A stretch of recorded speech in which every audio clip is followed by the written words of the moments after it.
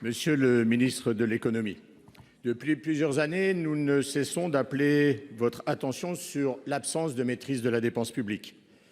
Un constat qui est partagé par la Cour des comptes, qui vient de vous adresser une sévère mise en garde, pour ne pas dire un carton rouge. Elle dénonce parce que, compte évidemment défalquer des aides exceptionnelles liées à la crise sanitaire et à l'inflation, la dépense publique continue de dériver. Monsieur le ministre, pouvez-vous nous confirmer que la France détient bien le niveau le plus élevé des dépenses publiques en Europe, à hauteur de 58% de notre PIB? Et monsieur le ministre, comment avez-vous pu laisser ainsi dériver nos comptes publics? Pour vous répondre, la parole est au ministre de l'économie, des finances et de la souveraineté industrielle et numérique, monsieur Le Maire. Je connais votre attachement, monsieur le sénateur Husson, au rétablissement des finances publiques, donc j'espère que vous me suivrez dans la méthode que nous avons proposée, qui nous a permis, en 2018, de revenir sous les 3% de déficit public, de rétablir les comptes publics et de sortir la France de la procédure pour déficit excessif.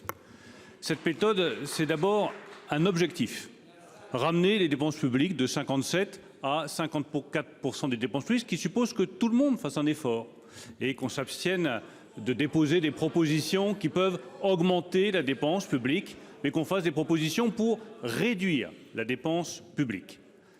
3% de déficit, repasser sous ces 3% dès 2027 et réduire la dette publique à partir de 2026. Voilà les chiffres que nous vous proposons.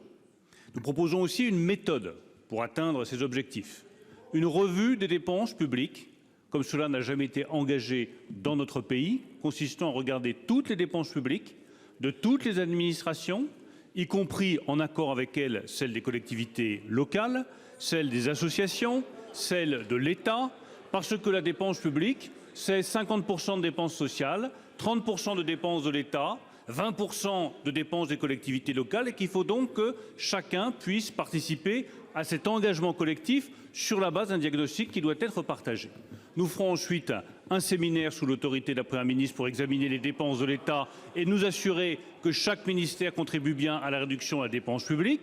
Je proposerai à toutes les collectivités locales de participer également à cet échange et de s'engager dans cette direction-là, dans le respect de la liberté d'administration des collectivités locales. Et nous ferons la même chose pour les associations. Et nous aurons des assises des finances publiques avant l'été qui nous permettront d'établir le calendrier et le montant de réduction de la dépense. S'agissant du calendrier, je le redis, notre objectif il est très simple. Dès le projet de loi de finances 2024, nous aurons des réductions significatives de nos dépenses publiques pour tenir les objectifs que je vous propose de soutenir.